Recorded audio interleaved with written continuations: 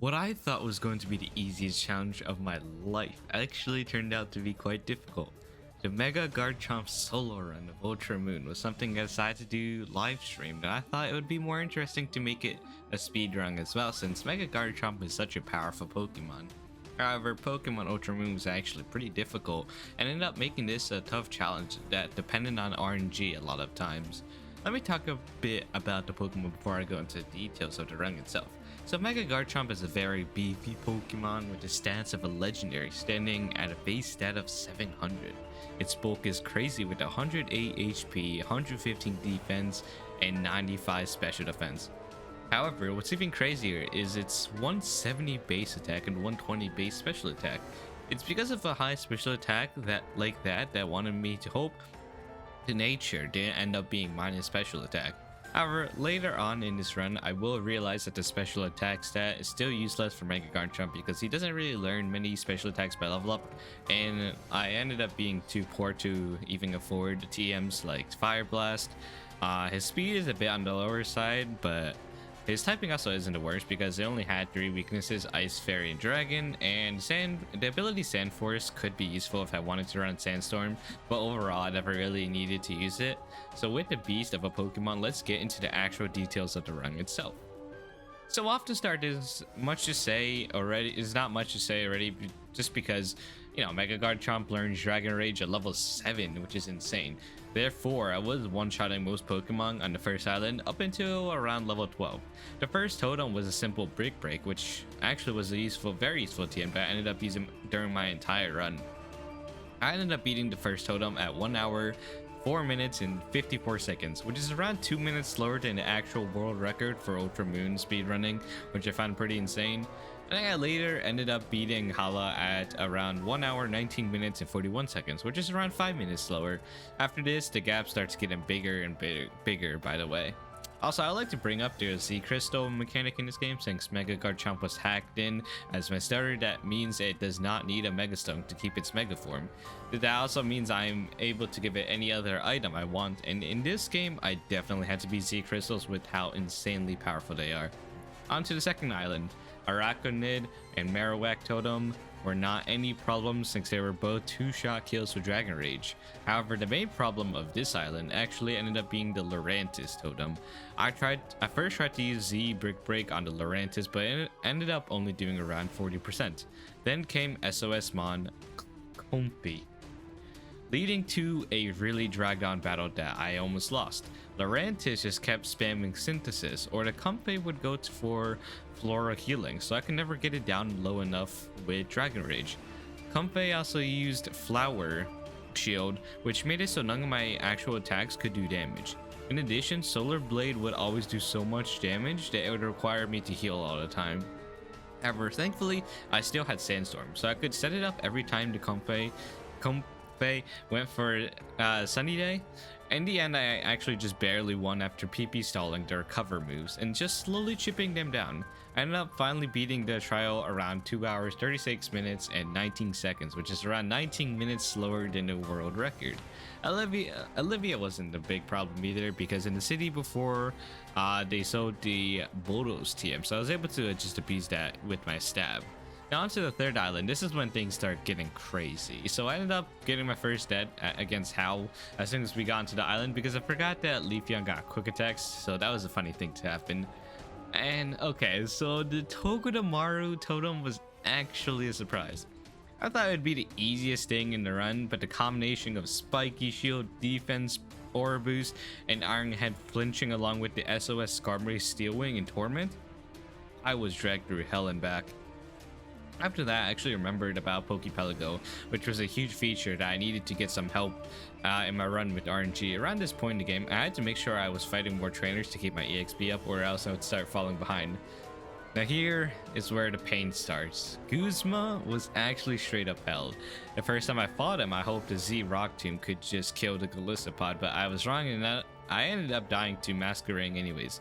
Masquerain continued to be a huge issue with Air Slash, Bug Buzz, and the big ol' first ice move of the game, Icy Wind. It was a brutal experience that I was only able to get through with the lucky Friendship Clutch. The Mimikyu trial was absolutely hell. Unsurprisingly, Mimikyu getting an Omni boost at the start was already crazy enough, but the play rough just did way too much damage to Garchomp, even with my insane bulk. To make it worse, the SOS Pokemon Bayonet did not make my life easy. With both Will-O-Wisp and Curse, it basically made my chances of winning zero when the SOS Pokemon was Bayonet. In the end, the only way I was able to win was by using X defenses and getting the Jellicent SOS Pokemon. At this point, I was over 1.5 hours behind the world record, though, as it took so many tries to beat. This Team Skull Grump base was basically the same thing as the Mally Garden fight. It was fine until Guzma, whose Masquerain had extremely powerful moves against me. Once again, it just boiled down to a game of luck again, so I ended up being stupid against Gladion and lost against him, but luckily, the game still continued, and it was time for Nanu. He wasn't actually particularly that bad since I had the right power to break through him. Intimidate was annoying, so the Persian wasn't the easiest to kill, but nonetheless, it was a Persian, so on to the Aether House. Guzma once again gave me hell, but I still ended up beating him first try. I was honestly a huge pain in the ass. The Lucamine fight, I actually forgot a crucial detail that wasted me a lot of time. The detail was that you do not have to beat her. Even if you lose, the story still progresses. So after sweating my ass off trying to beat Lucamine, I still ended up losing, but the play must go on. So we make our way to Pony Island, where we have the menacing Komo totem. My strategy for this was just to use Z Toxic on it to boost my defense, then potion stall it until it died off. The strategy actually worked, and the only scary part during it was the Noivern SOS, which was spamming Dragon Pulse, and it did a lot of damage. The battle was pretty close because I went into it with only a few potions, so my stalling options had a timer before it wouldn't work anymore. But in the end, I was able to win, and PP saw the Noivern of its Dragon Pulses. The Dongwing Necrozma was a joke of a battle, so let's move on to the next big fight. So, for Ultra Necrozma, this was a scary battle since it could literally one-shot me. So, I started off with a Z Dragon Claw, and I managed to live on one because of good old friendship. However, I wasn't so lucky in turn 2 and ended up cheating and using a max revive. And then when I came back, I lived on one again with luck. So it was a nice, quick first try battle. The fairy trial was certainly an experience. The fight with Mina took my second try to actually win because I needed X items. Mawile and Granbull double intimidate just made it impossible to win without X items, not including all the fairy moves on me. The Rabombe was all about trial and error though. The fact that it had sharply boosted Omni Boost and Quiver Dance, it was just impossible to one-shot with Stone Edge. Z Stone Edge was really close though, and I was originally thinking of trying for a crit, but then one of my viewers gave me the tip that maybe non-Z Stone Edge was actually a better play since there's a +1 crit ratio on it. I decided to use their tip and actually got the crit Stone Edge first try and won. Now, Kahuna Hapu wasn't too bad of a fight. The main strategy was just to toxic everything and stall. Gastrodon was actually somewhat threatening, but in the end I was able to get a pretty clean and easy win. Gladion wasn't too bad. Zora kind of surprising because I forgot about it and didn't realize I had the C move, so it could have been bad. I used Z Toxic to just beat the Savali even though the Toxic missed. All I really needed was just the defense boost to deal with multi-attack. Anyways, it's good old Elite Four time.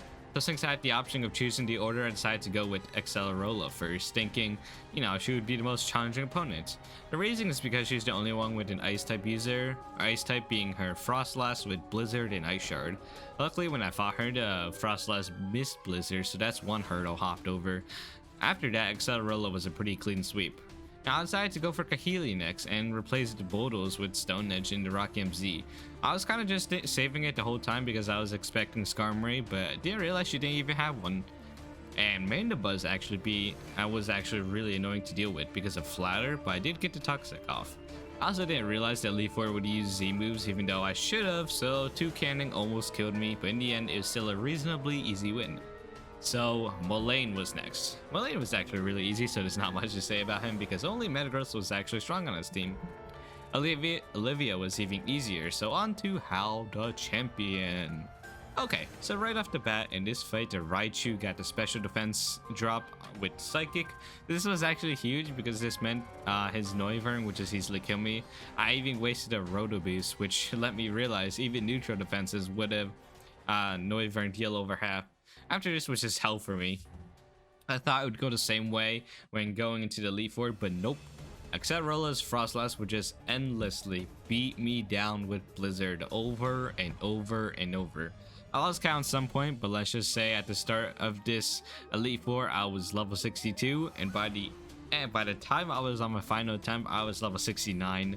The strategy against Hao the second time was just to use the Roto Boost right off the start, so I was faster than everything and strong enough to one-shot basically anything offensively threatening. And with that, I was done. The total time it took me to beat this game was 10 hours, 1 minute, and 36 seconds, with a total of 22 deaths. It ended up being a pretty challenging run, but in the end, I was able to make it out relatively fast. Now, I hope y'all enjoyed this, and let this be a reminder that Gen 7 was actually somewhat challenging. And we'll see you next time. Bye bye.